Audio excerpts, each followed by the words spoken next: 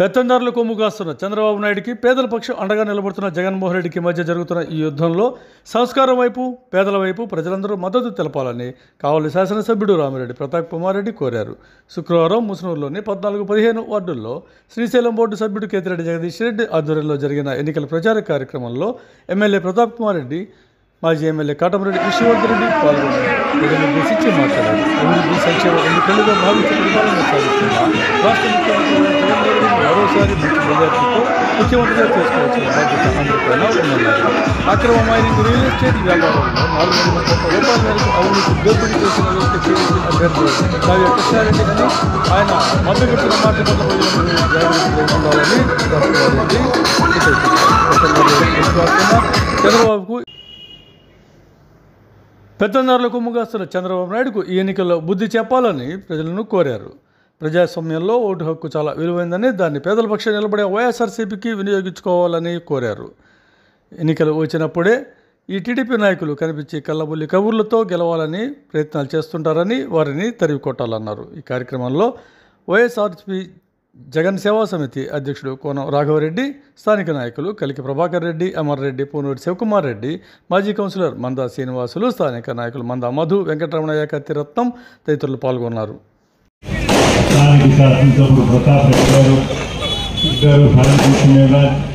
జగన్మోహన్ రెడ్డి గారి ఆశీస్సులతో పోటీ చేస్తున్నారు. వారి యొక్క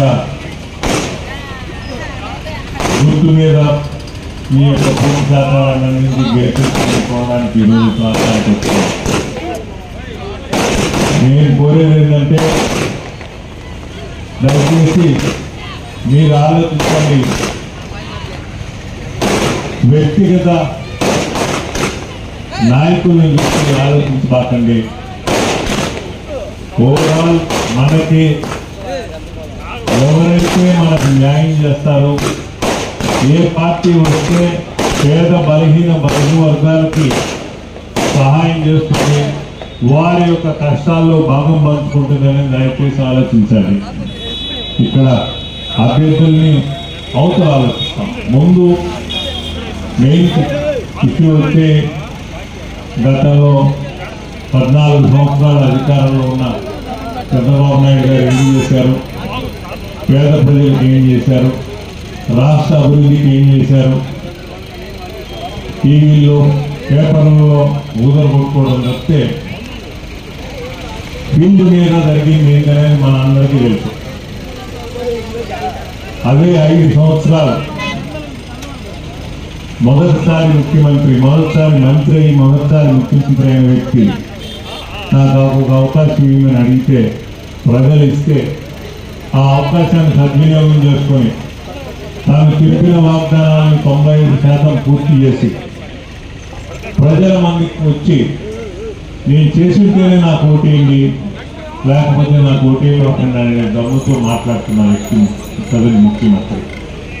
మన ముఖ్యమంత్రి చేస్తున్న కార్యక్రమాలు దేశంలో ఏ ముఖ్యమంత్రి చేయడం లేదనేది అందరికీ తెలిసిన విషయమే.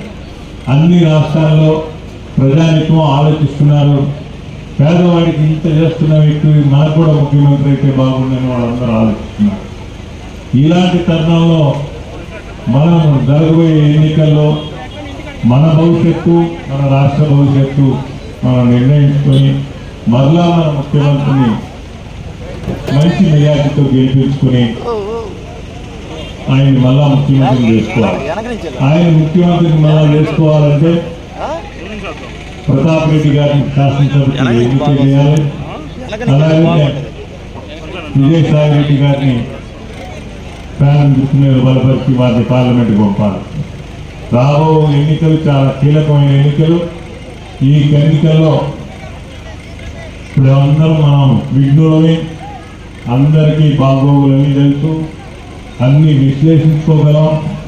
ఇంత విశ్లేషణ శక్తి ఉన్నవాళ్ళం ఆలోచించుకొని మంచి నిర్ణయం, మన స్వార్థానికి మంచి నిర్ణయం తీసుకోమని నేను కోరుతున్నాను. ప్రతి ఒక్కరూ పండుకొని ఆలోచిస్తే ఎవరైతే మనకు సహాయం చేశారో వారికి సహాయం చేస్తే ఆ పార్టీ అధికారంలో వచ్చినప్పుడు ఖచ్చితంగా పేద బలహీన వర్గాలకి న్యాయం జరుగుతుంది. ఎవరో కళ్ళబుల్లి మాటలు చెప్పారని నమ్మకానికి మీరు ఆలోచించి మరలా ఫ్యాన్ గుర్తుకి 13వ తేదీ జరగబోయే ఎన్నికల్లో గట్టిగా 2 గుర్తులు ఫ్యాన్ మీద 2 ఓట్లు ఫ్యాన్ మీద వేసి జగన్మోహన్ రెడ్డి మళ్ళా ముఖ్యమంత్రిని చేసుకొని మన శాసనసభ్యుని విజయసాయి రెడ్డి గారిని ఇద్దరిని పార్లమెంట్కి శాసనసభకు ఇద్దరిని పంపించి మన సత్తా సార్చున్నామని మిమ్మల్ని అందరినీ కోరుకుంటున్నా. దయచేసి ప్రజానికం ఆలోచించి నిర్ణయం తీసుకోమని కోరుతున్నాను. ఈరోజు కావలి పట్టణంలోని 14-15 వారికి విచ్చేసిన సందర్భంగా ప్రచార నిమిత్తం ఇక్కడ పెద్దలు మా నాయకులు అందరూ కూడా చూపిన ఆప్యాయత అనురాగాలు ఎప్పటికీ కూడా మర్చిపోయాను. ఈరోజు నేను ఉంటున్నది ముసలూరు. అటువంటి నా ముసలూరులో నా పెద్దలు చూపిన ఆదరణ నిజంగా చాలా సంతోషాన్ని ఇస్తుంది. తప్పకుండా కావలి పాతూరు బిడ్డగా పాతూరుని ఏ విధంగా అభివృద్ధి చేశానో తప్పకుండా ముసలూరు కూడా అదేవిధంగా అభివృద్ధి చేస్తానని మీ అందరికీ మాటిస్తున్నాను. గతంలో చంద్రబాబు నాయుడు గారు ఏ విధంగా అనేక హామీలు ఇచ్చి ఏ విధంగా మోసం చేశాడో మీ అందరికీ తెలుసు. అది గ్రహించాలి కాబట్టి 2019లో జగన్మోహన్ రెడ్డి గారిని 151 సీట్లతోటి ఈ రాష్ట్ర ముఖ్యమంత్రి చేయడం, ఏవైతే జగనన్న చెప్పాడో ప్రతి ఒక్క పథకాన్ని కూడా జగనన్న పేద ప్రజలకి ఇస్తూ ఏ విధంగా సేవలు అందించాడో మీ అందరికీ తెలుసు. అంతేకాదు కోవిడ్ సమయంలో కూడా ఎవరు బయటకు రాని సమయంలో కూడా మా నాయకులు, మా వాలంటీర్స్, మా సచివాలయ సిబ్బంది అందరూ కూడా ప్రతి ఒక్క సేవా కార్యక్రమంలో పాల్పంచుకుంటూ కోవిడ్ వచ్చిన బాధ్యతలను ఏ విధంగా కాపాడేవి కూడా ఒక్కసారి గుర్తు చేసుకోవాలి. ఆనాడు తెలుగుదేశం నాయకులు కావచ్చు, తెలుగుదేశం అధ్యక్షుడు నాగా చంద్రబాబు నాయుడు గారు కావచ్చు, ఎక్కడికి పోయారని కూడా మేమంతా కూడా అడుగుతా ఉన్నాం. ఎందుకంటే ఈరోజు మనం చూస్తాము ఎన్నికలు వచ్చాయంటే 6 నెలల ముందు అంతా కూడా రోడ్ల మీదకి వస్తారు. ఏదేదో బురద తగ్గే కార్యక్రమాలు ఏ విధంగా చేస్తారో ఒక్కసారి ఆలోచిస్తారని కూడా మీ అందరికీ తెలియజేస్తున్నాం. ఎందుకు చెప్తున్నా అంటే ఈరోజు వైఎస్ఆర్ కాంగ్రెస్ పార్టీ తరఫున 10 సంవత్సరాలుగా 14 ఈ పార్టీలో ఉంటున్నాను. జగన్ ఆశీస్సులతోటి మీ అందరి ఆశీస్సులతోటి 2014, 2019లో ఎంపీగా గెలిపించారు. మీకు సింపతించుకునే భాగ్యాన్ని నాకు కనిపించారని నేను అందరికీ తెలియజేస్తాను. కానీ ఈరోజు ఎవరైతే తెలుగుదేశం అభ్యర్థిగా పోటీ చేస్తున్నారు